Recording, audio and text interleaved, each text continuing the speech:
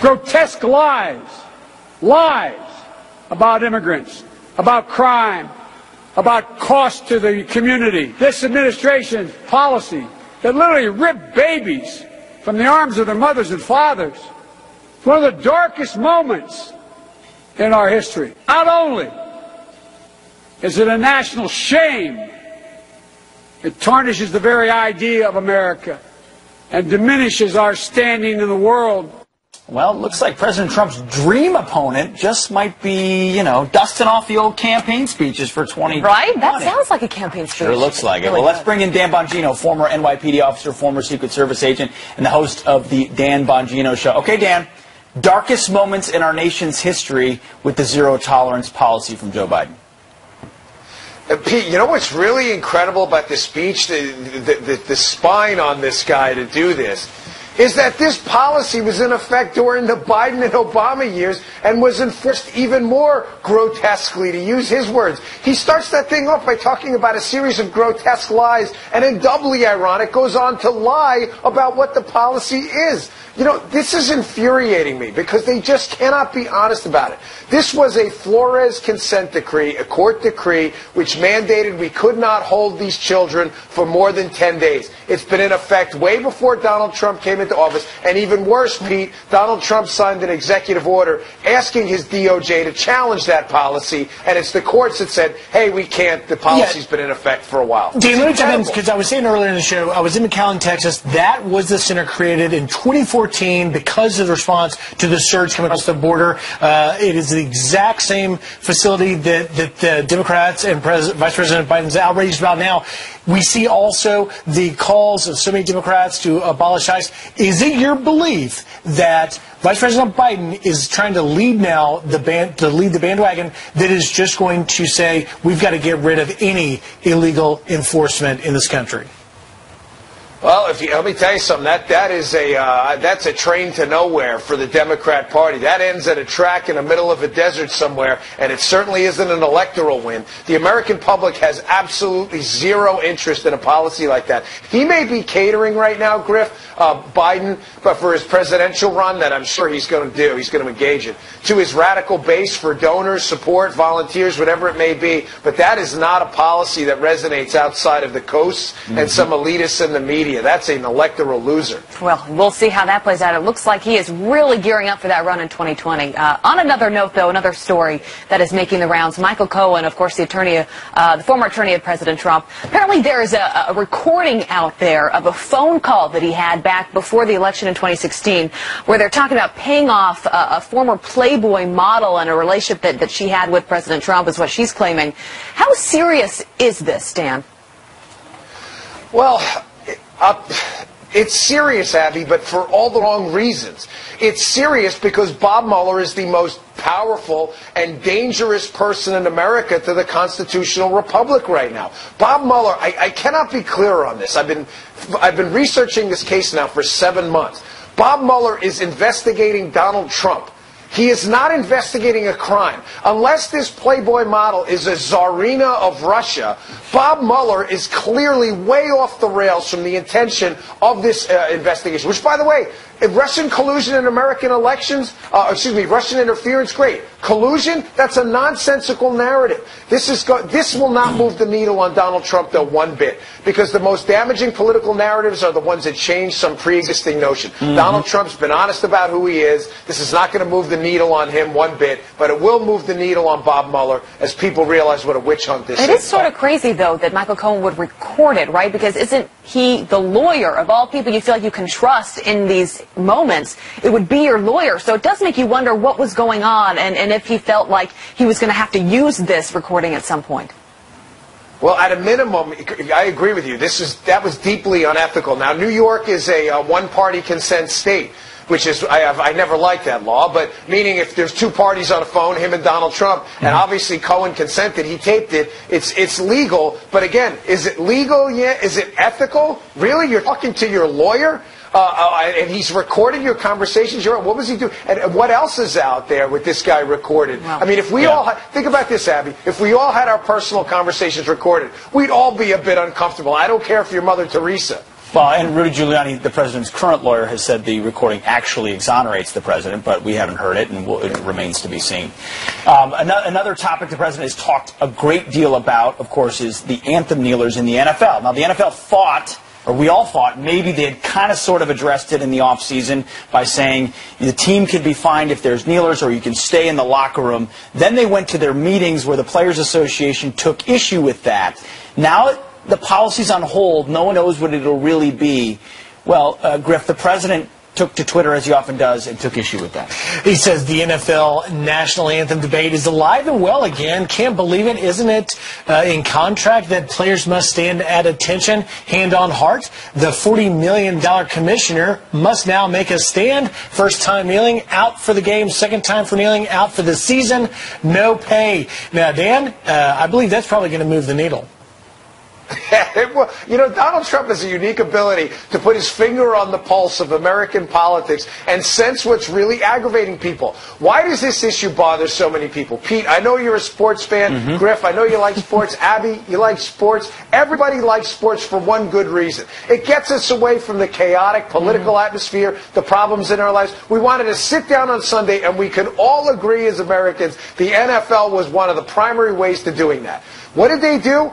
They decided to politicize this. You want to be an activist for your cause? Great. In a free country like the United States, I have all the respect in the world for you for doing that, even when I disagree.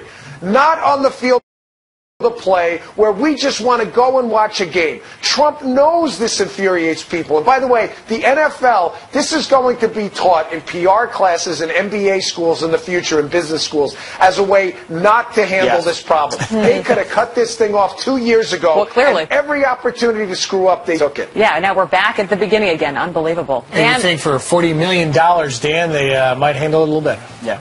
You think so? Roger Goodell's going to earn his pay this season. Thank you very much. Welcome back. You know, the attacks on the president for faked assassinations, for harm, is nothing new. If you remember, this occurred many times under a former president, George W. Bush's turn. And here to weigh in is Washington Examiner's Byron York, also a Fox News contributor. Byron, you and I have been talking to each other in the D.C. Bureau in the halls for years, and it does certainly strike a remembrance when we see the New Yorker cover, the latest example. You see President Trump falling on his face as he's come down the escalator, a reference to perhaps that announcement when he made his announcement to run for president. There's the cover coming down at Trump Tower. But we, of course, have seen countless episodes. If you remember Kathy Griffin's bloody head, all that. But this goes back to George W. Bush years, does it not? Welcome. Good morning. It does. Good morning, Griff. It's not just a Donald Trump phenomenon, although feelings are incredibly intense about Donald Trump right now, but they were pretty intense about George W. Bush back in 2004, 5, and 6. There was a movie called Death of a President, which used computer graphics to place the real George Bush's face over an actor. He was assassinated as the president, and there were scenes from the presidential funeral. This movie was premiered at the Toronto Film Festival. It was reviewed in the New York Times, the Washington Post. It was kind of a mainstream thing. There was also a novel in 2004 that depicted some characters who were discussing assassinating George W. Bush. It too was reviewed in all of the respectable journals. And I do want to mention one more thing. There was a New York State official in 2006 who was giving a college commencement address, and as part of that address, he was praising Senator Charles Schumer. And his way of praising Senator Schumer was to call him, quote, the man who, how do I phrase this diplomatically, who will put a bullet between the president's eyes if he could get away with it. He later had to apologize for saying that. So here's the question. What is it with the left's obsession with bringing harm to a Republican president? Well, I think in this case, what we're seeing is an extension, this case meaning today with Donald Trump, it's kind of an extension of the desire to censor and to deplatform and to deny a place in society. That's what we saw with the harassment of Kirstjen Nielsen at a restaurant here in Washington, what we saw with the treatment of Sarah Huckabee Sanders at a restaurant in Lexington, Virginia. A sense that on the left that if you as a Trump supporter or a Trump official are supporting these terrible policies, then you have no place in society. Not really a big step to advocate violence. And do you feel like there was at least some line, even with examples you cited under George W. Bush's term, that now we've sort of crossed a line that the left's not going to worry about even trying to remain remotely close to in their depictions of President Trump? Well, I think there actually is still a line. I mean, if you look at the Kathy Griffin thing, that was pretty horrendous. But she actually suffered a lot of blowback from that. And by the way, after these incidents in the restaurants that I was talking about, it seems to have quieted down, because I do think there are a number of Democratic leaders who would like to win control of Congress this November and don't really want to be associated with that kind of stuff, because it does turn people off. Obviously, it turns Trump supporters off, it turns independents off, and it turns probably most Democrats who believe in civil behavior just in the public at large. So this is something that gets a lot of attention. It's featured in the media. We're talking about it now. But I do think there remains a line after which people are appalled. And we're almost out of time. Very quickly, Byron, a disservice to our political discourse as we enter the midterms?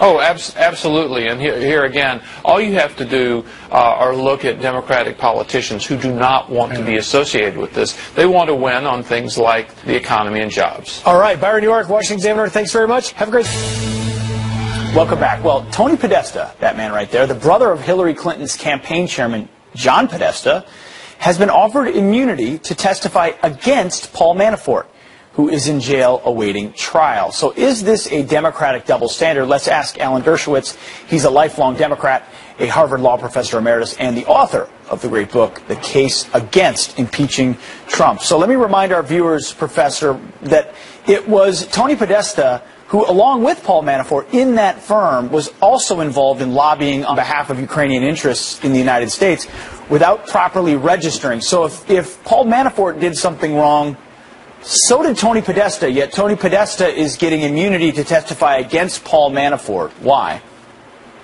Well, as I used to teach my students at Harvard Law School in criminal law, if you're going to commit a crime in America, always commit a crime with someone more important than you are.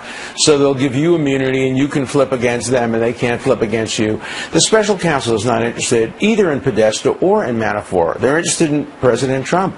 And what they want to do is put as much pressure as possible on Manafort, because he was closer to Trump being the campaign aide for a while, and they want to squeeze him. As Judge Ellis said, who was an objective assessor of the situation, he said prosecutors not only sometimes try to make these flip witnesses sing, they try to make them compose. They try to make them elaborate and make the story better, because you know that the better the story, the better the deal. So, again, Manafort is not the object of this prosecution. He and Podesta are both means. It's a domino theory. You knock one down, he'll knock the other down, and ultimately you get to your real target. That's what's so dangerous about this process. Of course. So this is all about Trump. But, you know, you say commit a crime with someone more important than you. I don't know, Tony Podesta, brother of John Podesta, campaign chairman of Hillary Clinton, is a pretty important guy. So wouldn't we want justice for him as well? And is immunity really required here, or could they just push for answers?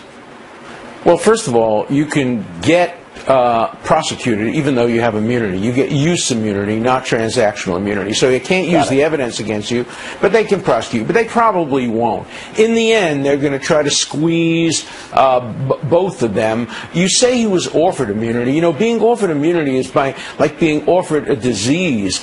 Nobody really wants to get immunity, because it puts you in a position where you have to testify against people you like. You're not offered it. You get it. It's imposed on you. It's not generally a gift. And so I think that the goal here is to try to put a lot of pressure on Manafort and his family and his friends. And if he were to flip, if Manafort were to say to the prosecution, I'm on your side, all the pressure would be off. And the worst thing about this is that the collateral damage. They go after people who themselves, may not have done anything terribly serious. Campaign violation laws aren't prosecuted all the time. The goal is to squeeze, to point upward and to point the arrow of prosecution at the person who's the real target. And that's what's wrong with special counsel.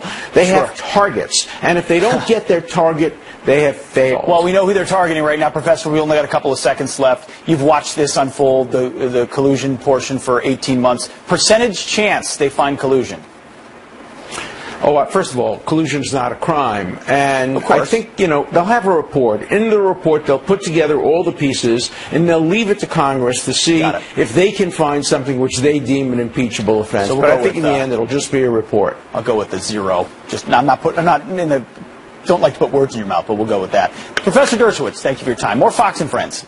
It's popular nowadays to say ICE is bad, but there's no better representation of American values right now than ISIS.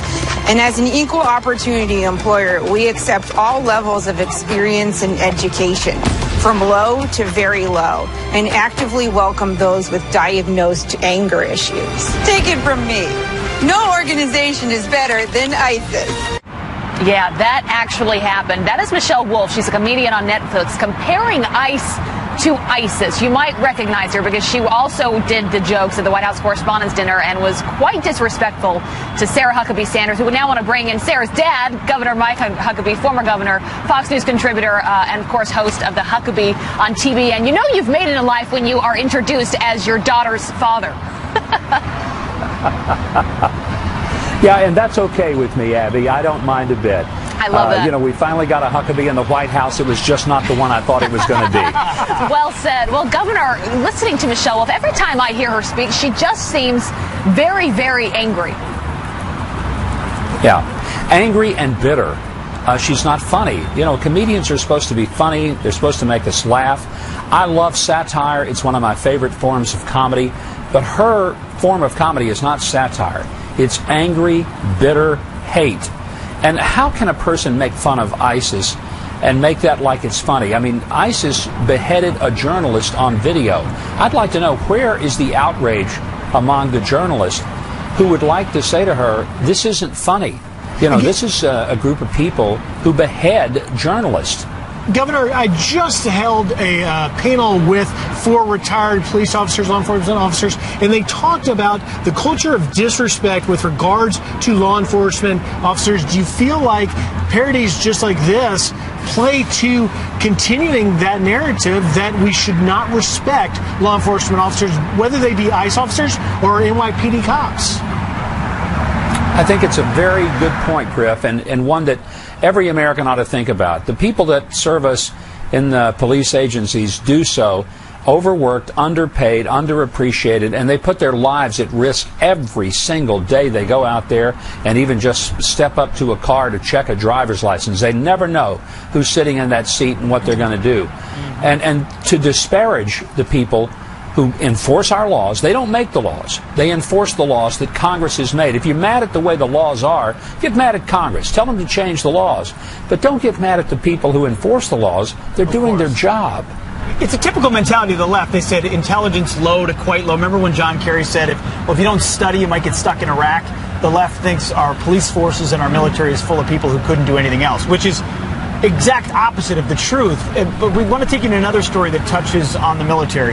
The Air Force, there's a solemn ceremony. It's been a part of every Army ceremony I've ever been in. There's a table that's seated for one, and it represents the missing in action POWs who never came back, who served our country. And on that table, a part of it is a Bible, recognizing that faith is a huge part of how people get through those very moments. Well, the Air Force is now saying it's going to replace the Bible with a book of faith. I've never heard of this book of faith, but what does it tell you about our institutions when a Bible can't even be on a table?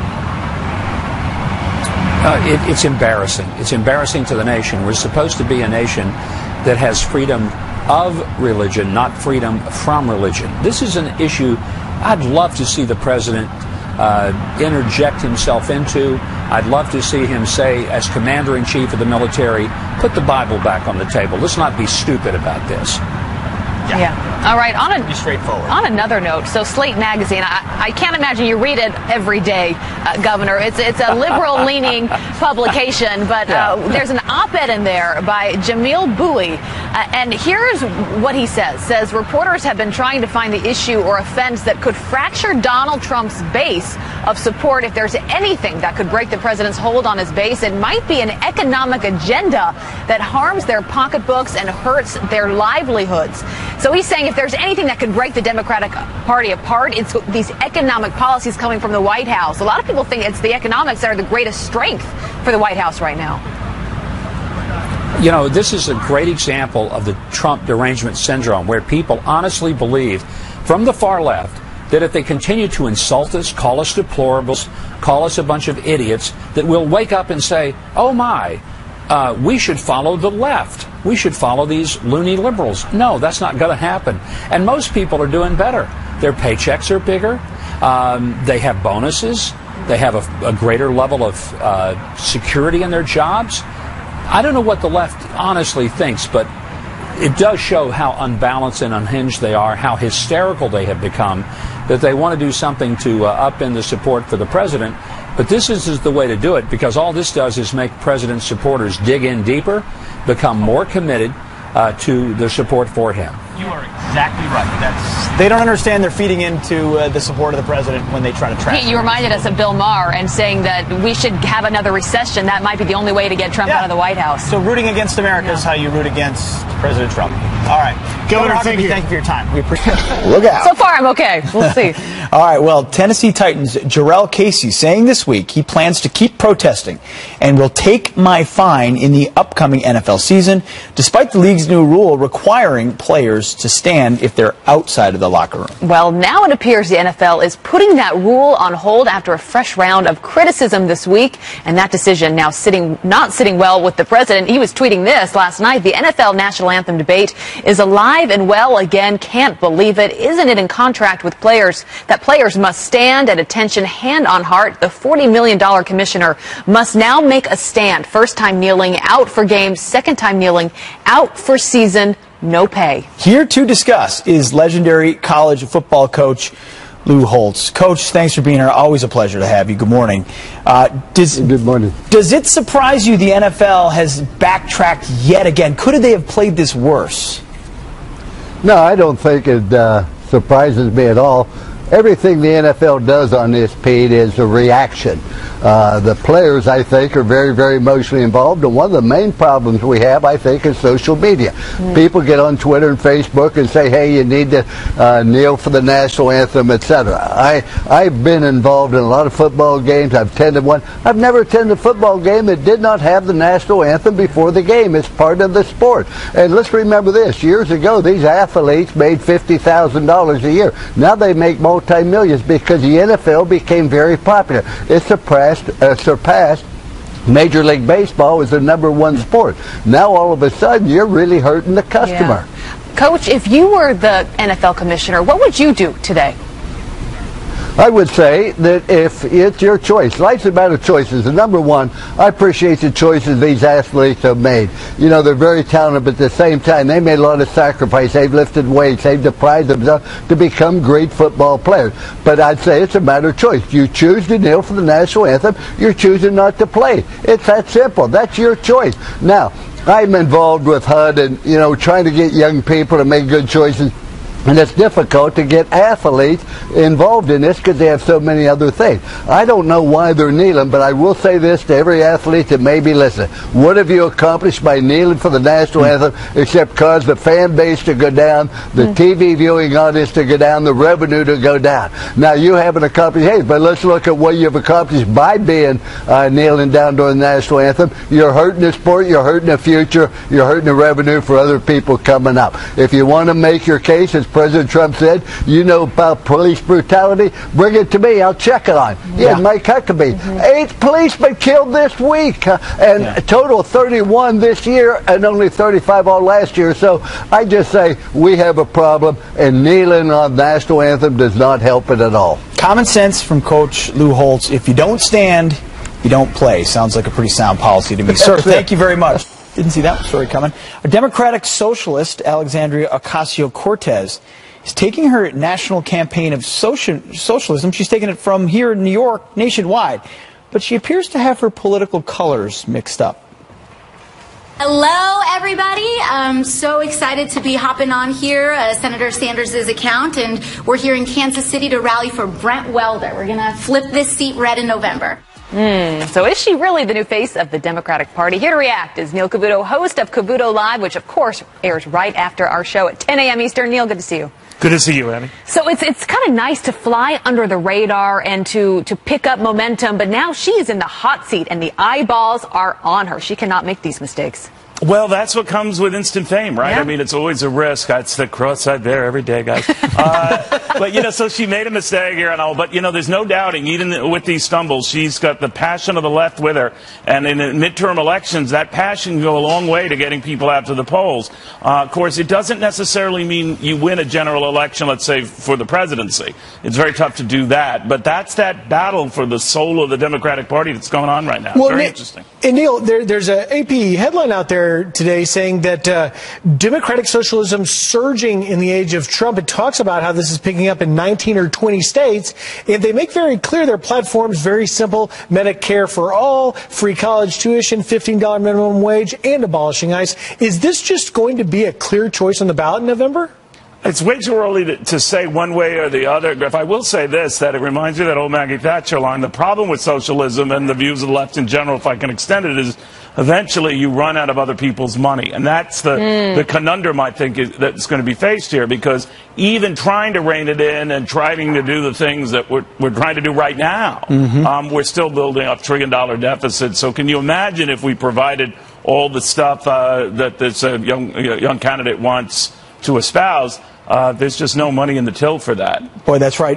It's been a busy week, but amidst it, the president continues to stay focused on his America First economic agenda, part of which he's now calling out China and Europe's currency manipulation. We'll put up a tweet he put out yesterday. It said China and the EU and others have been manipulating their currencies and interest rates lower, while the U.S. is raising rates while the dollars get stronger and stronger with each passing day, taking away our big competitive edge. As usual, not a level playing field. Neil, do you believe he's right? Well, I think it further greases the skids what he has said about the Federal Reserve. Very unusual for a president to criticize the central bank. It's an independent entity. But to say, why do we have this Pavlovian knee-jerk reaction that every time the economy picks up, interest rates go up? He's quite right to say that does strengthen the dollar. The Chinese, many argue, are forcing down their dollar. That improves their trade position.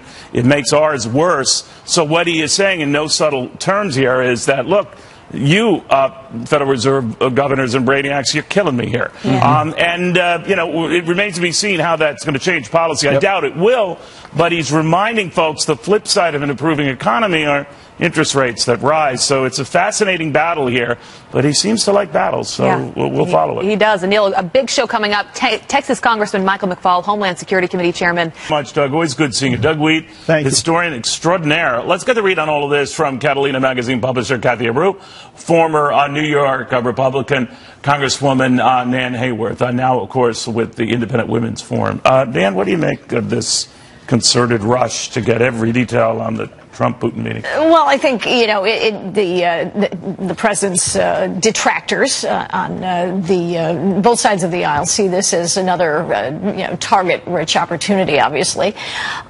Certainly, the president's vivid style and his relative informality led to some remarks at the press conference that caused them to you didn't flip over his well, he left some questions unanswered that he tried to clarify subsequently. As we know, he said, no, I believe our intelligence community. I'm not trusting Vladimir Putin. All that said, All that said, and I don't think the president doesn't believe it. I think he does believe in our intelligence community. He doesn't trust Putin.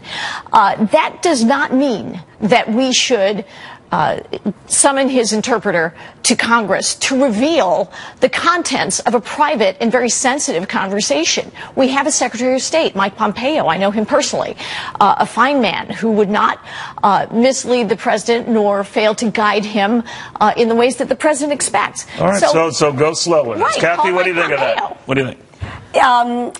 The problem is, well, we have both sides. As you mentioned, both sides want to know what happened. I think it's because we had a president who came out of this 2-hour meeting.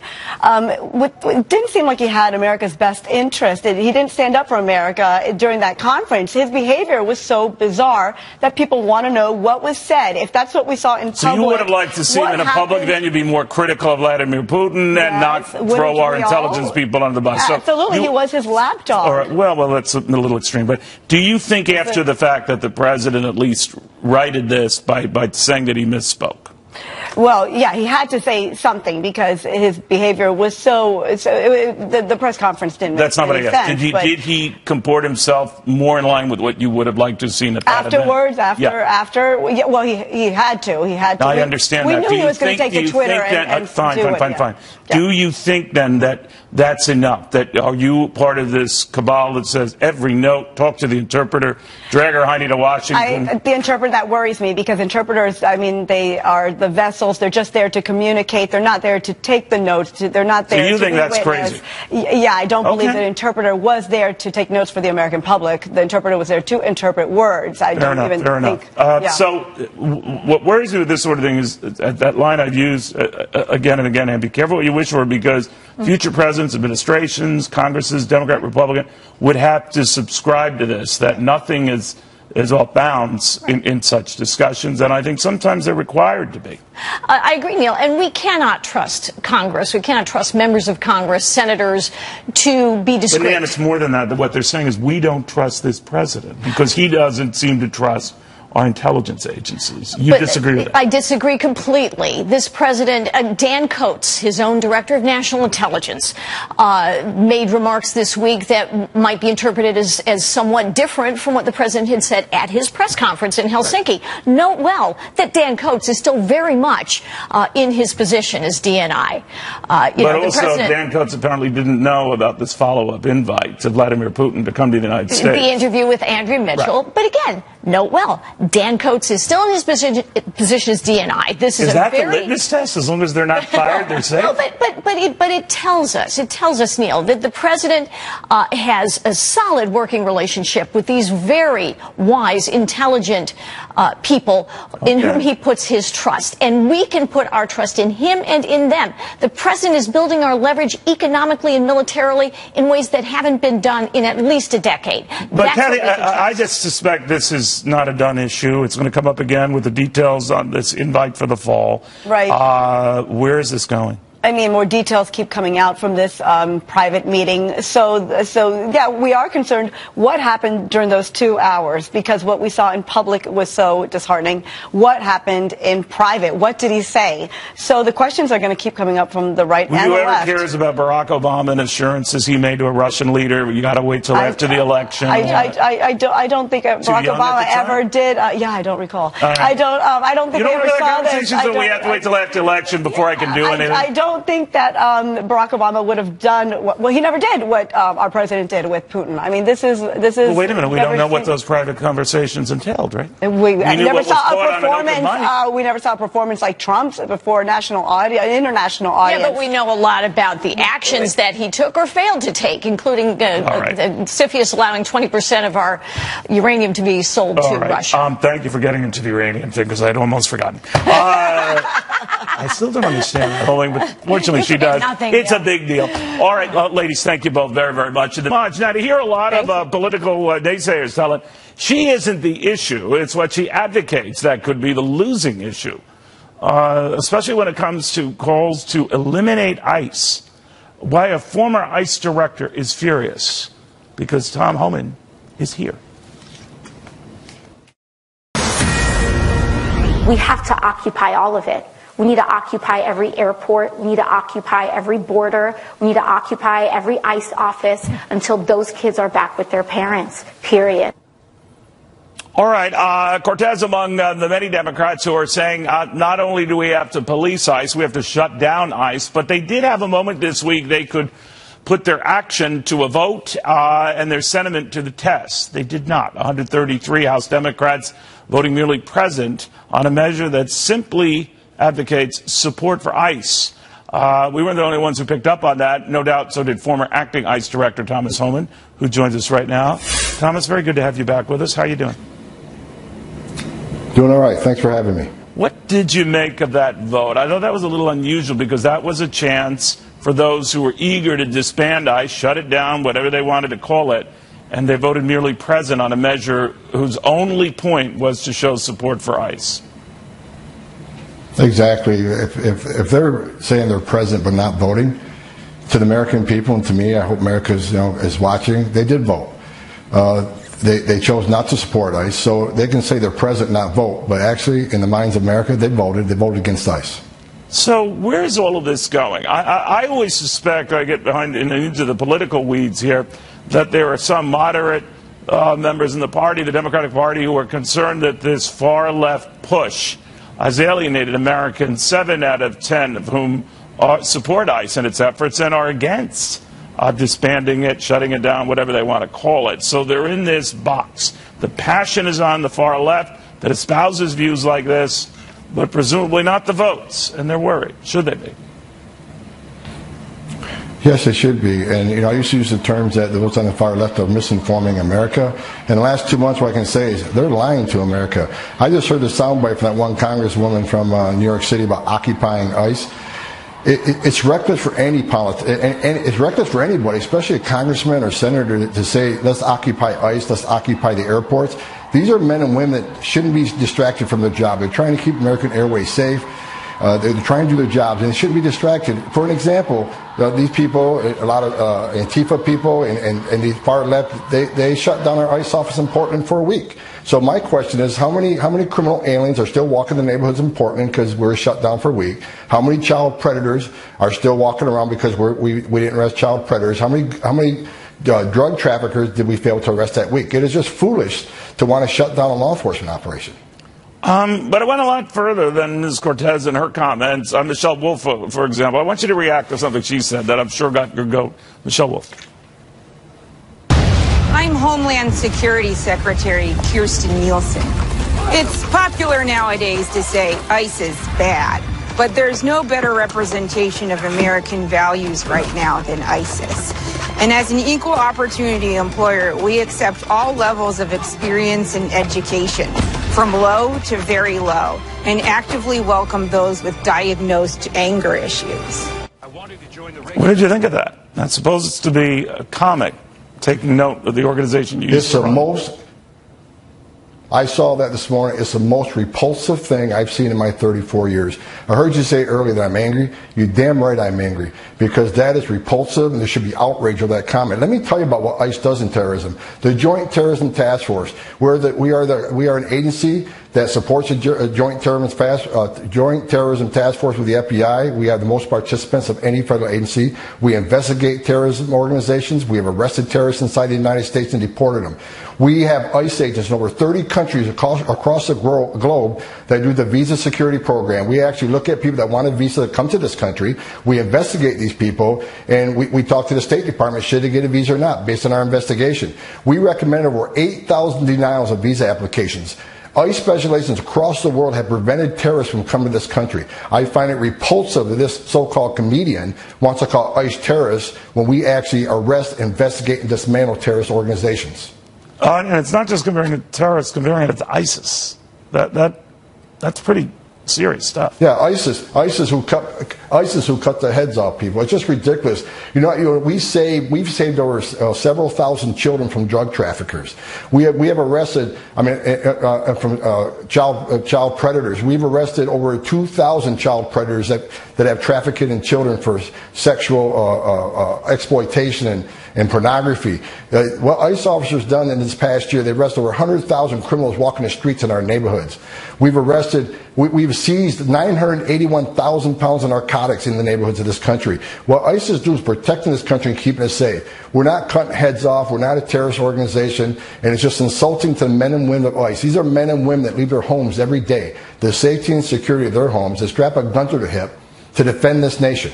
They should be respected and not called terrorists. So I am angry. I'm insulted.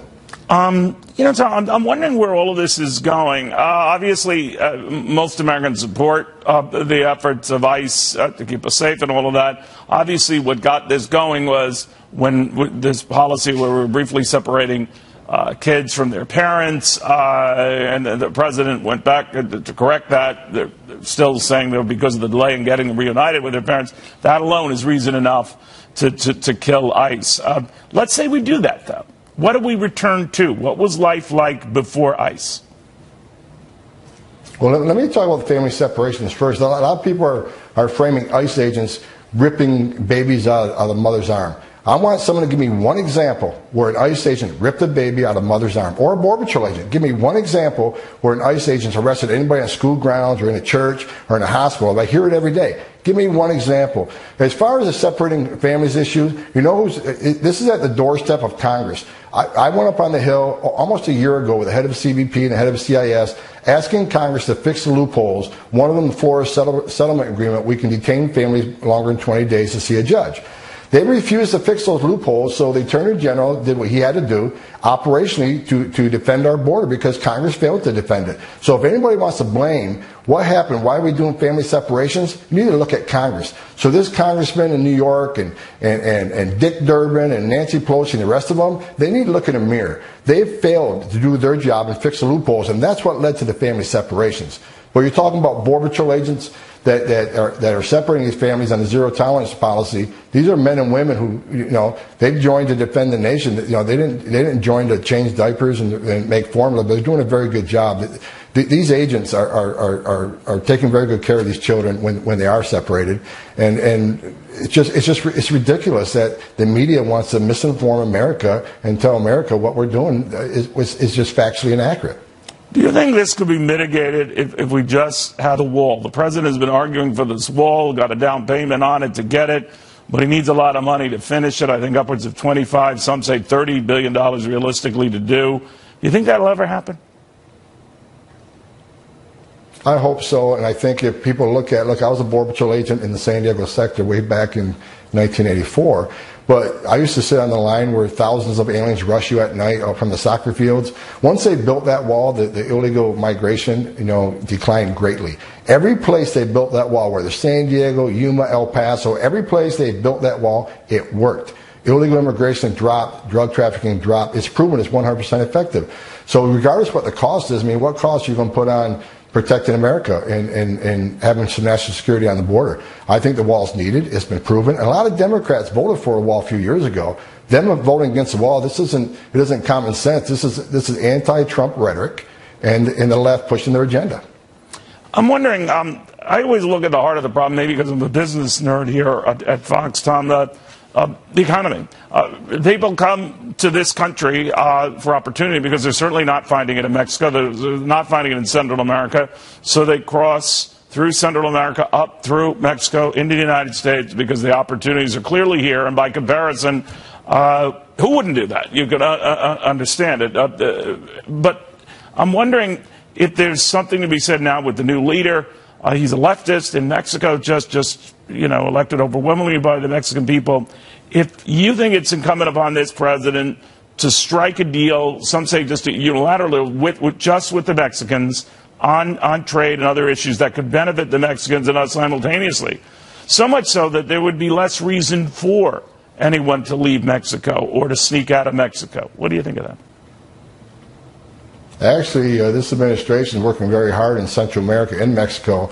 It's called Security and Prosperity. We're looking to, create businesses in Central America. We're working with, large banks and corporations and the State Department and the governments in Central America, try to create prosperity in those countries so those people don't leave. When I was the ICE director, I've increased worksite enforcement by over 300%, taking away that magnet why people want to enter this country illegally. And one thing I'll make clear, Neil, is this isn't just about law enforcement. when we entice people to come here and get a job, when we entice people to come here because there's a sanctuary city you can feel safe in, they won't call the police if you get arrested, and we entice people to say we're going to get rid of ICE, this is a further enticement for people to make that dangerous journey, which means more people are going to die entering this country. More children are going to drown in the river, more children will be molested, more women are going to be raped by these criminal organizations. And by enticing people with jobs and sanctuary cities and abolishing ICE, we're bankrolling the criminal organizations that smuggle these people. The same criminal organizations that have murdered Border Patrol agents, that have murdered special agents, that smuggle drugs and guns in this country, and smuggle people that want to do harm to this country. I mean, really bad people that have terrorist ties. So we got to stop sending this message of enticement to the people in Central America and Mexico. Mexico is a good partner. We're working very hard with them. And I think we need to further work with Mexico on controlling their southern border and work on prosperity in those countries. But we got to stop, as these congressmen and senators are doing, enticing people to come to this country because if there's a safe haven, you'll get a job. We'll give you free college education. And if you get arrested for a crime in a sanctuary city like San Francisco, we're not even going to call ICE. We got to stop doing it. It's just not about enforcing laws of this country. It's about saving lives. Yeah, I don't have the time right now to play a bite from Joe Biden on that very issue and what San Francisco is considering and all, but we made it sort of like a right for people who have no rights because they're here illegally. But do you think this ICE pressure to disband it, and now given the phoniness of the vote this week, because it did strike people as a little hypocritical, has ended it? The Democrats will back off of that, or it does heat up? Look, I think they may have backed off on it because I know it's not a popular thing to say, but I think the far left, like the Congress lady from New York, is going to keep pushing it. Senator Gillibrand, who used to be, she used to support ICE, she wanted law enforcement to enforce immigration laws, and she changed when she became a senator. But, as far as San Francisco, voting used to be a sacred privilege of U.S. citizens. They take pleasure in tearing at the very foundation of what this country was founded upon. It's just, I hope the American people are watching. I hope they're listening. I hope that, it's like this story from the far left. Oh, the government lost 1,400 children. They found out the children weren't. All right, Thomas Homan, sorry to interrupt you. That break is now. If they're saying they're present but not voting, to the American people and to me, I hope America is watching. They did vote. They chose not to support ICE, so they can say they're present, not vote. But actually, in the minds of America, they voted against ICE. All right, there was a dust-up over that. 133 House Democrats voting that way on a measure that came up on the floor to simply show support of ICE. This at a time when many Democrats are saying just disband ICE, shut it down, close it. They just merely voted present, and that upset the former ICE director, Homan.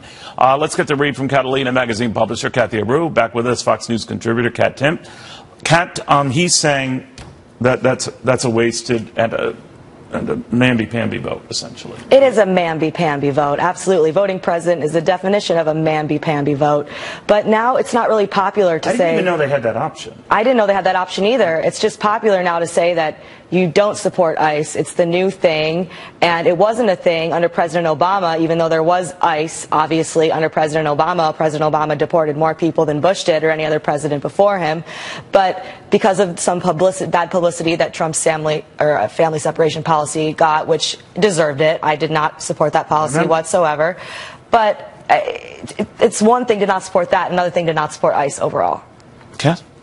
Well, we heard Betsy DeVos was against the Department of Education, which she's leading. So people were against the Department of Education. They were against Social Security. So we heard many departments. People were against many things under other administrations. So to hear people are against ICE now, I mean, it's a trend, right? Every agency has its say. Shutting down ICE? No, absolutely not. I mean, maybe they can improve putting their mission, working on their mission, and maybe some reform is needed, just like every government agency.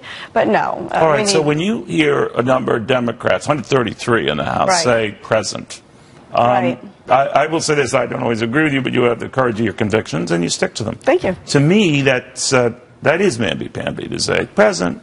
Right. Well, the same way that the GOP was against education. It's the same thing. I had the same feeling. Not against education. There's a difference between being against the Department of Education and being against education. All right, so there are ways to get public education. Okay, so there are ways to get your point across, ways not to. That is not the way to do it. Right. It felt the same. It felt the same way. It felt the same way. But are you sickened when you see that kind of response on the part of many in your fine party? Well, we don't vote for people to do that. I don't think that's. I don't think we even comprehend that. Like you said, we didn't know that they could even do that. Yeah, I had no idea. Right. Who knew? But where is this all going? Every time I see the ICE debate and all this, and I know it's a recent 2005 or so, 2003, when it was first bandied about. But the passion, particularly on the party's left, is on this issue. This is live with Cortez, of course, speaking. I believe she's in St. Louis, right? And she's a draw, a magnet for the party advocating these positions.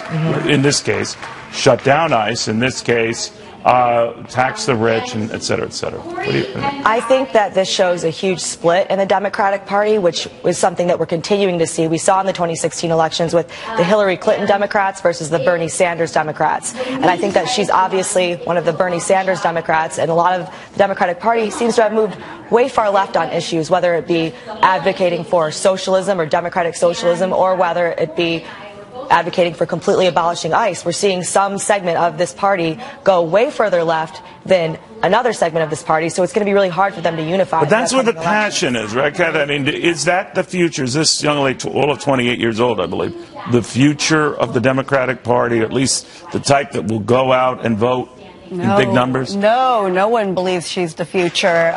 She's showing a division that no one really wants to see. So it looks like the Democrats are as divided as the GOP. And so when Joe Lieberman advocates, as he wrote early this week with an editorial, respects her passion, all of that, but Joe Crowley, the guy she defeated, should remain on this independent party line and try to take the seat because that is more advantageous for Democrats than she is. I'm paraphrasing here. What do you think of that? Absolutely. I mean, so you support that? Moderate's always been the way to go. Being moderate's the way to win an election. Being extreme one way or the other is not the way to win, except Trump. Trump was extreme. He was fringe, and he won. So he broke so many rules. Maybe she's going the other way is not the way to do it. Going too far either direction is never good. I think we've always been a country of being in the middle. So it's scary, I think, when either party. When have you been in the middle? All the time. I'm always in the middle. You know that. Ladies, thank you both very, very much. All right, this is very unusual. A candidate who won a primary in New York, again, hasn't won outright, but she's become a Democratic Party sensation. I'm talking, of course, about the young lady you see there, Alexandria Ocasio-Cortez, who beat Joe Crowley at a big party, bigwig in a primary election in New York. And she's been galvanizing support around the Midwest right now for candidates similarly running. Some see her as the future of the Democratic Party, something I want to bounce off this next guy, the House Foreign Affairs Committee member, Rhode Island Democratic Congressman David Cicilline. Congressman, very good to have you. Thank you for coming. Thanks for having me. Good to see you. Is she the future, her views? She's got a lot of very zealous support on the left. Do you concur with that? Look, I don't know Alexandria well. I've obviously watched her campaign a little. I think what's very exciting is the Democratic Party has extraordinary candidates all across the country. They will, when they get elected, bring a whole bunch of new ideas to the Democratic caucus, and out of that we'll develop consensus from our members to move forward on issues where there's consensus. So we're a big party, a big tent. I think we have lots of different views in the Democratic caucus on a number of issues. What I think is really important is there's a lot of energy for our candidates all around the country. We have extraordinary veterans, great women, great business leaders who are running, who want to make a difference. I think when we go back into the majority with this great new class, it will be exciting for the country, it will be exciting for our party, and I think there's a lot of great talent in our caucus today, and a lot of new talent will come to Washington. I guess we'll know soon enough, sir, about what the future of the party will be, what it will look like. But Congressman Cicilline, the one thing I'm curious of, do you support some of the views espoused by those who, let's say, for example, on ICE, want to disband it, shut it down? No, look, I think what we have all responded to is this hideous family separation policy that grew out of the zero-tolerance policy that President Trump and Jeff Sessions and Stephen Miller developed, ripping children from their mothers and fathers, particularly people who are seeking asylum under our laws. We all, I think, recognize there are reforms that are necessary at ICE. But the problem is this policy, not the men and women who are doing the work. This is a hideous policy. It's an agency like so many others that needs reform and I think redesign. But they also perform important functions. So I think that's where most Democrats are. We strongly condemn this family separation policy. We're trying to do everything we can to get these children reunited with their parents. I think everyone found that to be an appalling policy. And obviously there are reforms that are necessary, but there are important functions that ICE performs that are essential to our country. You know, a number of your colleagues, congressmen, have, after this week's summit the president had with Vladimir Putin, warned against, in fact, pushed strongly against him meeting with him again. The president wants a fall visit on the part of Vladimir Putin in this country. Where do you stand on that? Well, I think John McLaughlin, the former CIA director for President Bush, said it very well. Our country was attacked, America was attacked, and President Trump stood with the enemy. Vladimir Putin led an attack on our democracy, personally led in a campaign to interfere with the American presidential election. That's the unanimous consent of our intelligence agency. It's also the unanimous conclusion, or the conclusion of the Senate Intelligence Committee, a Republican-led committee. There's no question that Vladimir Putin did that. And he also invaded Crimea. You're not satisfied with the president dialing that back and saying he essentially misspoke?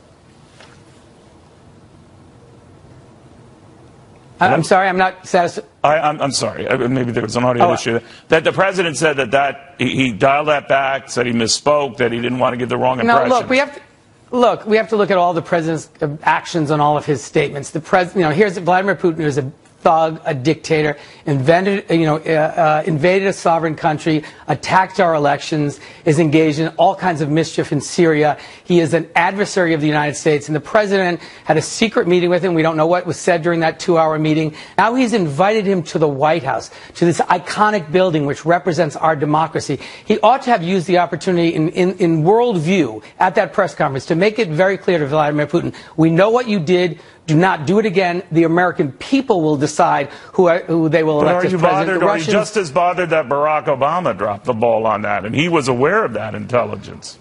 Well, President Obama attempted to bring more of this to the attention of the American people, and that was blocked by Mitch McConnell. They tried to do a joint bipartisan statement. Mitch McConnell was the one who said no, and so that's very disturbing to me. But didn't the president also express reservation because he thought that it would get in the way of Hillary Clinton getting elected? Look, it's easy to reflect on what could have been done in the past. What I'm talking about is today. Today, the President of the United States is Donald Trump. He knows what his intelligence community has told him and shown him the evidence that Vladimir Putin led an attack on our democracy. He's managed to attack our NATO allies, to undermine our alliances around the world, but cannot manage to say one critical word about a man who engineered an attack on American democracy. But this shouldn't be a Democratic or Republican issue. This should be a bipartisan issue. You're quite right. But the tough actions he has taken, he says that he's been very tough on Russia and other areas where actions matter more than words, that he has delivered the goods on that. You don't buy that? Well, that's just not true. I mean, look, we need to, all of the most important thing the president can do is make sure he takes all the necessary steps to protect our democracy. Acknowledge what Vladimir Putin did, acknowledge what the Russians did, acknowledge that they're continuing to do it, and put together an interagency task force to make sure it never happens again. Fund protecting our elections. $380 million was taken out of the budget to secure our elections. We attempted to put it back in. The Republicans blocked it. They have tried in every way, and the president has joined them in undermining this investigation, saying it's a witch hunt. Let me just be clear here. So throwing more diplomats out of this country than any of its predecessors, beefing up troops along the eastern side of the Ukraine, the Russians' western side, doing a lot of this sort of stuff. None of that shows substance over words. I think that the president's statements about Vladimir Putin, his unwillingness to challenge him on the attack on our democracy, his systematic destruction of NATO. Doors, right? We don't know exactly. We don't know. It's unprecedented. We don't know what the president said. His own team doesn't know. There hasn't been a readout, but we know what the president's statements have been in public about Vladimir Putin. He admires him, calls him a strong leader, has never criticized his attack on our democracy. He says he didn't do it, and believes that over his own intelligence community that unanimously says he did. So I think there's a lot of reason to worry about what happened in that meeting, and the American people have a right to know. All right, Congress, I want to put you down as a maybe on the president, but seriously, sir, very good having you. Thanks for coming on Saturday. Thanks for having me. What's horrible? What's when, horrible when the president is of the United States whips up cities. people to beat the hell out of people. No. Say goodbye. I'm done. Thank you to Judge Jeanine. Pirro, her book, Liars, Thinkers, and Liberals, is out now. All right. You know, The View ever asked me on. I was on there years ago. Well, they asked me on to give lead a panel on interest rates. I just might not come. I just might not, given the way they treat Fox people. I don't know what my buddy Charles Payne feels about that. He's probably of the same mind. He's here. Kathy Rue is here. Nan Hayworth is here. Charles Payne, what did you make of that? Back and forth, back and forth. There were apologies that followed, and I don't know what's what. Well, there were some apologies, and Nasty. even more explosives. I actually believe it's a microcosm of what's going on in this country, unfortunately.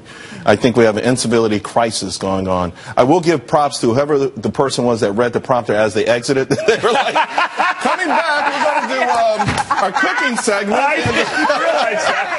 They plugged the book. They plugged We're going to do something great when we come back. Get ready for the cooking segment. Everybody loves chocolate.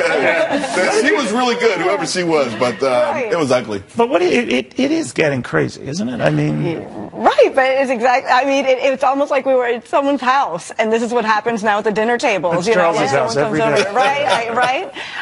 So it was sad because unlike here, we may all not agree. What do you mean? But it doesn't get to that point. I don't think everyone here, we don't lose it, we don't go crazy, and even the judge was smiling, and she could have just jumped over that table, and she was just smiling and so polite. Yeah, I thought she was really... Italians are that way. Yeah, she's exactly that way. Bothered. But I love the way she handled herself, and it was funny. They did plug her book at the end, so it was so professional that, by the way... And by the way, they knew who they were booking, didn't they? And the title of the book, I mean, kind of lays it in there. But I do agree with something Charles Payne said. These are just our times. Yeah. The late Professor Joseph Minzy wrote about it this spring before he passed away, and he said, there is a mood, and he's not the only one to say it. I've said it too. There is something of a mood, almost like a civil war brewing in this country, and it has to do with people feeling that there's no legitimacy to the other side. I mean, it really becomes this kind of Manichaean conflict between good and evil. And it would be great if those at the top of, as is demonstrated here, indeed, and you're right, Kathy, at the top of media, academia, politics, if they could strive to demonstrate, the best behavior. And you know what? Even see that, but you know what, Neil? We can. All of us can play a role. Kathy and I are on different sides of the political spectrum, but I consider Kathy a friend. Right. Yeah, and I'm very glad about that. Saying nasty words to each other when you left the Senate. No, I'm joking. I do that with all my friends. I know you do. And that did not happen. Yeah. But Charles, I think we see life through our own prism, or how we see it, because there have been many, many times. Let's say it comes to the president. We've covered him for 30+ years. I think his tax cuts are working. Think what he's done for the markets have been amazing. But you criticize one of them, you bring up something, his loyal supporters, and God bless him, they will see as a never Trumper or whatever, start saying fat things about me, which make me feel vulnerable. But I understand. These are the times in which we live. But it just seems especially crazy. It does, and I got to tell you, what's worrisome for me is what happens when we go into a recession. I mean, this is how we're acting right now with unemployment where it is and people getting jobs. I mean, last month, 250,000 Hispanics were working more than a month before. What happens when those numbers start to reverse and what do you people think are happens? I don't know. I'm afraid. That's it. I really believe we are headed towards something extraordinarily ugly. I really do. And I don't know how we turn it around. And it didn't just start now. It's been brewing for a long time. But, Charles, you've hit on a great point, which is that economic desperation breeds hostility, breeds division. But there shouldn't be so much economic desperation. But that's just what I was going to say. In fact, if you look layers below the warring elites, there actually is a greater spirit of understanding and comedy, I think, among a lot of folks in communities that had felt left out in decades past. But you're going to hate me. But I think it comes from the top. I think at the very top, when you have someone on Twitter who is constantly criticizing, who is saying the nastiest things, who's watching TV and commenting. I mean, our president's saying things about TV shows, movie shows, celebrities, negative, nasty things, and I think it gives people the right then to feel that they can do it. If the president before he came along, they were doing that, right? But the hate groups have gone up since this president's been in office. The hate back and forth. You're right to say we've hit a fever pitch pitch here. I just don't know where it ends. I'd never thought about what you just said, that things slow down or we go south. What happens then? But that could be crazy. It could be worrisome. And listen, you know, we've seen polls, and particularly race relations, they got progressively worse under Barack Obama. So it wasn't always about being a statesman and saying things in flowery language. Something else is gnawing at Well, this you get a nation. lot of heat saying the good things you do about the president, and then you've been called horrific things, and that's just from me. But how do you deal with that? You know, after this segment, someone tweeted to me, "You coon MF, you fox coon MF." Are you kidding? Yeah. Wages haven't moved. And I did reply. I said, well, the reason your wages haven't moved is because you spell coon with a K. Then I decided, you know what? I decided I'm not going to send it. I just blocked the guy. Yeah. So you can do that? You can block it? You got to find that block I would have to button. block. We would have to block about 90% of our viewers. But go ahead. But it's unfortunate that that's out there. That much anger and hatred is out there. Yeah. But there's more hatred now. It's still going up. It hasn't So what are you going to do to since stop it? What are you going to do? Like I always ask people, how are you going to calm it down? I think sometimes you have to have a sense of humor lead about by it. example. Right. So actually on Twitter I had someone comment that said, I used to say mean things. They wrote me a private message. I used to say the nastiest things about you on Twitter, and actually the way you've been acting and the way you smile when you give your points, you're There you never go. nasty. And you know what? I haven't been mean to you in a long time, and you don't know this. I don't even know if you're reading this, but I wanted you to know. And that was very nice to do. Well, thank you, Nan, for that. No, Kathy, yes, I really own it to you. Down, right? Calm it down. That's it. And the All right. president has actually been gaining support in communities of color. Okay. I think that is a meaningful way that people feel process starts. a rising But he economy has to brings lead by people example. together. We shall see, but it takes a little bit of everyone giving a little bit, and no more fat jokes. I mean it. Looking at you, all of you. We'll see you next week.